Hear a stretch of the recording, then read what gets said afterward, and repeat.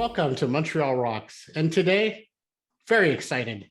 We have someone who used to be in Montreal, big part of Montreal music culture, obviously now in Vancouver. But we have Ivan from Men Without Hats. Ivan, so happy to have you on the show. Oh, thanks for having me. Ivan, your band has been around for quite some time now, and it's really nice to see that there's some music coming out. We have the album behind me, which is the EP, which will be released very shortly. Right. And we're going to talk about that, obviously. I always like to start with a bit of the backstory, your origin story.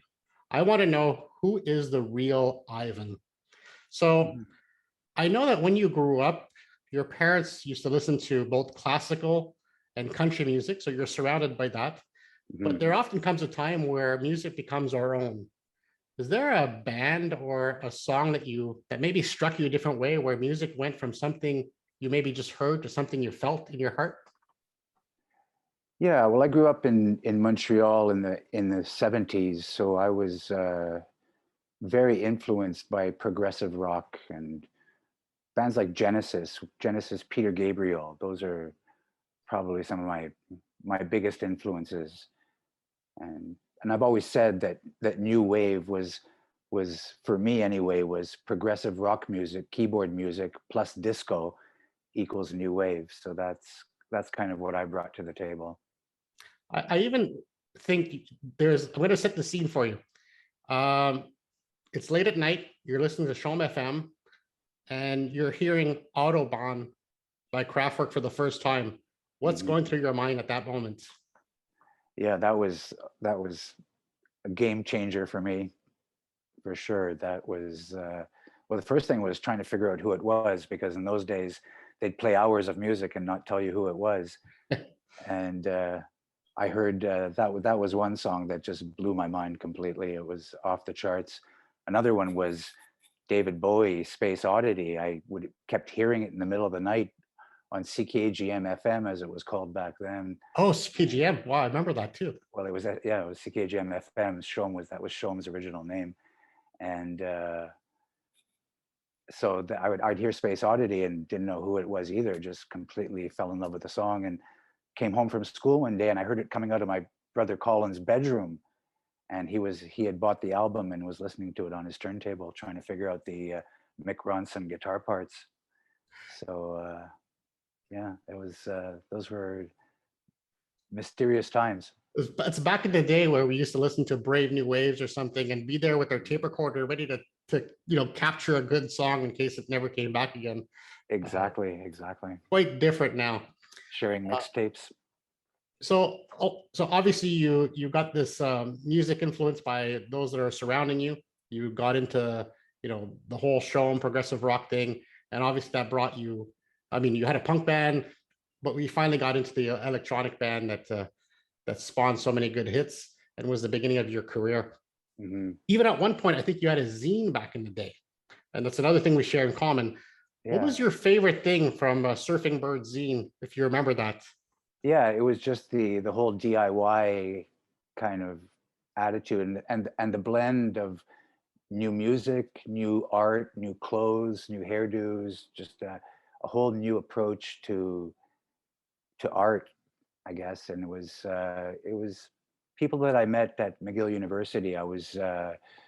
I came back from France. I had been studying law, and I enrolled in McGill into the film and communications program. It was the first year of the program, and that's where I met musicians like Dave Hill and John Gurr, and were the original members of Men Without Hats. That's where we formed Men Without Hats. It was just the whole DIY thing. The whole, you didn't really need the whole machine behind you. You just needed the want to do it. That's all.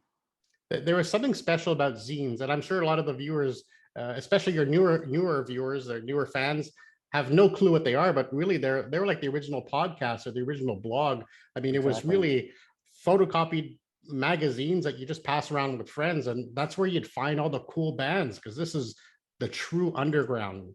And I can see how that might have shaped your experience coming into the music industry, because you kind of came in breaking all the rules almost, in a way.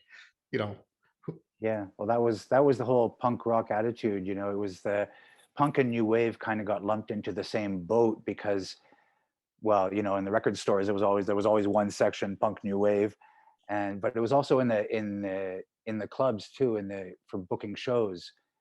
We were the bands, the marginal bands that we couldn't play at the Mustache, or at the sort of regular clubs. So we got lumped in. We would be playing the new wave keyboard bands would be playing with the punk, hardcore bands on sharing the same stage.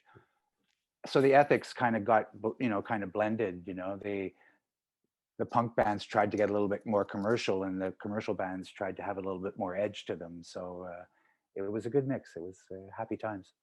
There's a fire there. Yeah. So I was going to talk to you about law school because I know you briefly attended. Did you take anything away from that helped you in your career? Maybe some different way of thinking. Oh, well, I went to law. I studied law in the south of France, so what I took away from it mostly came from sitting on the steps in the morning. The faculty was right on the beach, and we'd go every morning and drink our coffees and watch the fishermen bring in the morning catch, so I got the idea that I think it's there that I realized I didn't want to be a lawyer. I think I wanted to rock. You're more into experiencing the moment and taking in the flavor. I mean, I'm sure that's what you did while you were on tour as well, visiting all the places that you've seen. Yeah, yeah. So another scene I want to set the scene for. Rock Lobster is playing in Ottawa. Something happens. Yeah. We get kicked out by the bouncers for pogo dancing when Rock Lobster comes on. It was either Rock Lobster or Blondie's Heart of Glass, or combination of the both. But we were getting kicked out anytime we'd get up and start jumping up and down.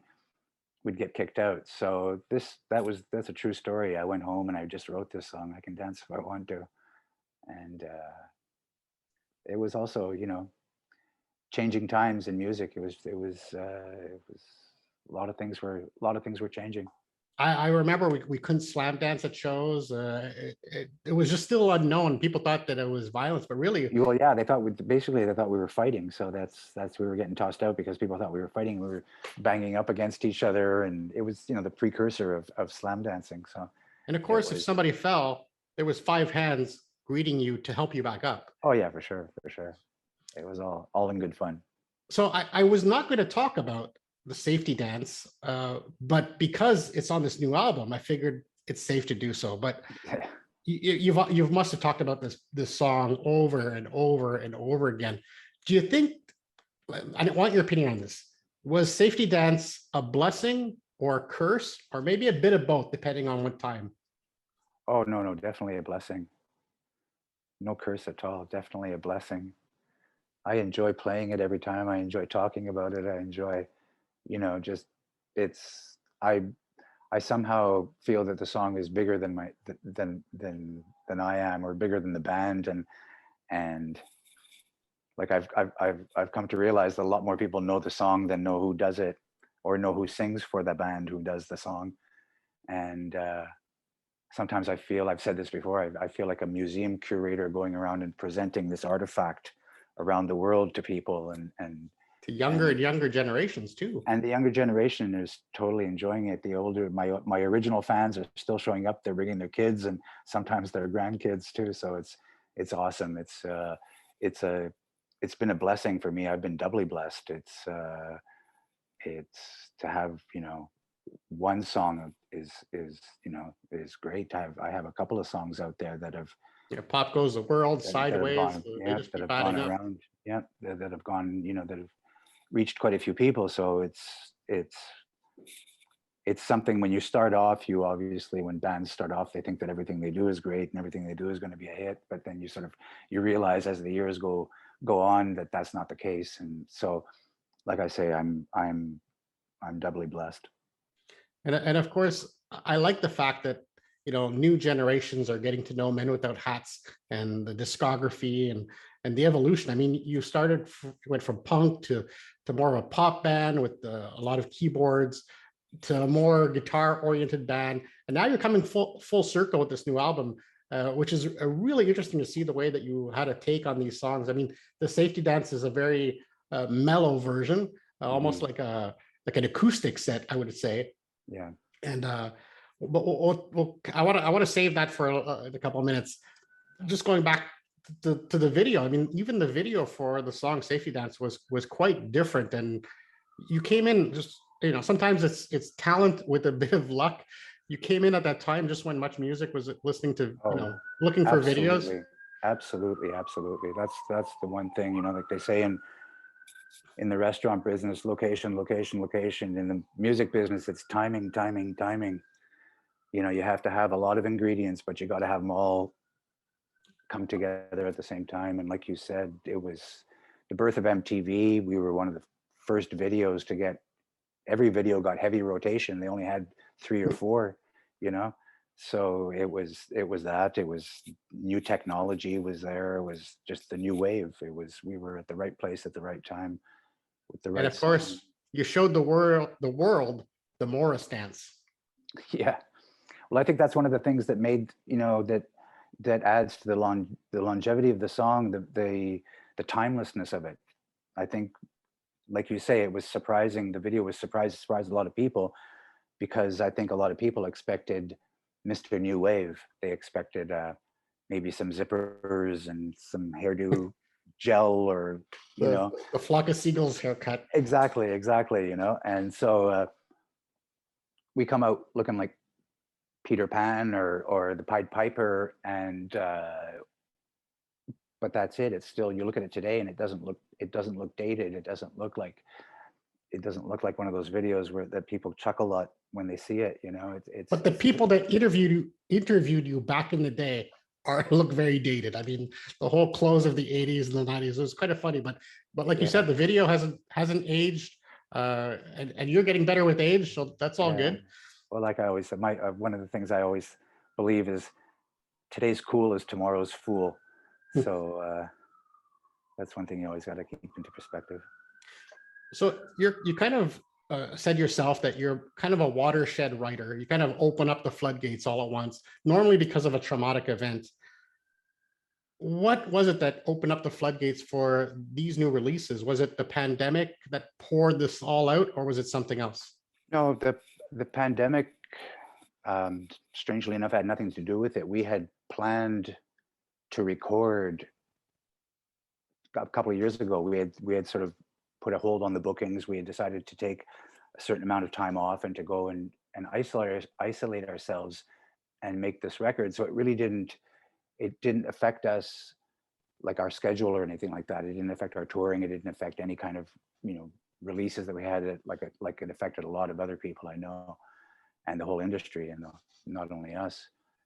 So we what this thing started, it actually, the project started as one thing and kind of grew and morphed its way along. It's like about a 3-year project, and it actually started as I was going to reimagine. Well, I've done it. It's sitting there on the shelf, but was a reimagination of a best of Men Without Hats on piano and voice, for piano and voice.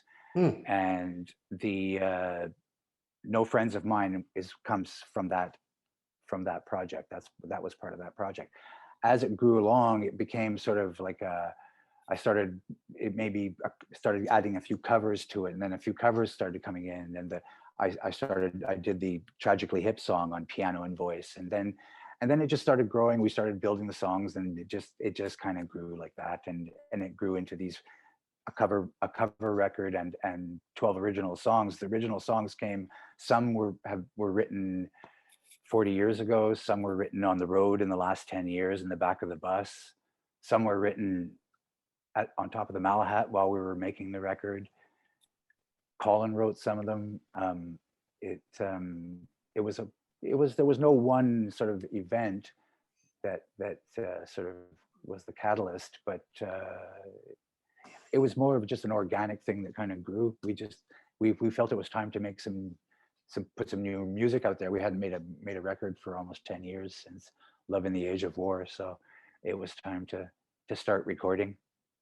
And of course, Colin is now following you or with you full time. So Yeah, he's back to full time in two the brothers working on some music.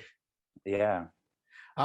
Speaking of the new album, I mean, the tragically hit "Blow" at High Dough. Definitely, I don't know how you did it, but you took a tragically hit song, you safety danced it, you Men Without Hats it, and it just works. It's such a great song, and just to hear it Oh, an awesome in song, that yeah. style, it was so cool. Of course, you also have some Lou Reed. You have kind of Bowie with Mott the Hoople, Hoople, yeah. Hopple, Yeah. Hoople. Rolling Stones, and of course the remake of the Safety Dance with now called the No Friends of Mine. One of the things I want to talk about is I know you sometimes like to put limitations on your recording, like pretending you only have 24 tracks and not trying to doing the eternal remix. Why is that important to you? Well, we did that with the last one because we were trying to recreate. We were really trying to make a record that sounded like it was made like right after the Rhythm of Youth record. This time it wasn't that. That wasn't the case this time. And people who have heard like the part two, who have heard the original songs, say that this record reminds them more of Pop Goes the World. This is more like Pop Goes the World Part 2. It's more of an orchestral concept. There's a lot more happening. It's not a purely techno album like the last, like Love in the Age of War. We went out and got the same gear that we had back then. We you know, I worked with Dave Ray Ogilvy, you know, who's grew up as I did with that, you know, with that kind of stuff. So this was a different kind of feel to it. This was like I say, it's more of a Pop Goes the World Part 2. We know that Montreal is a big part of you still in your heart.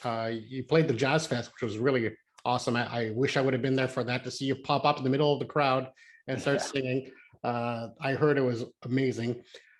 What's one place that when you come visit Montreal, you can't leave without visiting? Montreal, Yeah. I like to walk back in my old haunts. Like I grew up in Montreal, so I grew up in NDG. I like to get back to NDG and Honey see. Martin, what are you, what are you walking by? Pardon me? The Honey Martin, or where are you going? Oh, I'm walking by NDG Park, walking down Sherbrooke past NDG. I usually take. I'm a big walker, so I usually do a big walk. I'll start at 1. I'll start at Sherbrooke West and walk my way all the way downtown and see how far east I can get. I've lived pretty much all over the city. I lived in Old Montreal all the way up to Saint Agathe. So it's good to be back. I like to go back to Montreal. I've been here. I'm actually on Vancouver Island. I'm in Victoria, and been here for 20 years. But I do miss Montreal. You don't have to wear hats as much in Vancouver Island as you do in Montreal. We do not. No, that's for sure. That's what drew me here. Basically, was The my whole weather. family, the weather. My whole family. My parents came here, and we kind of followed them. Yeah, it's a lovely place. Mhm. I want to thank you, Ivan. It was really great talking with you. I think a lot of people are going to be really happy to kind of relive that moment with you with these new songs. Mhm. We look forward to, obviously there's a part 1, so there's going to be a part 2, and we talked about it a little bit. So I especially look forward to that, especially if it has some original songs. What's next for you guys?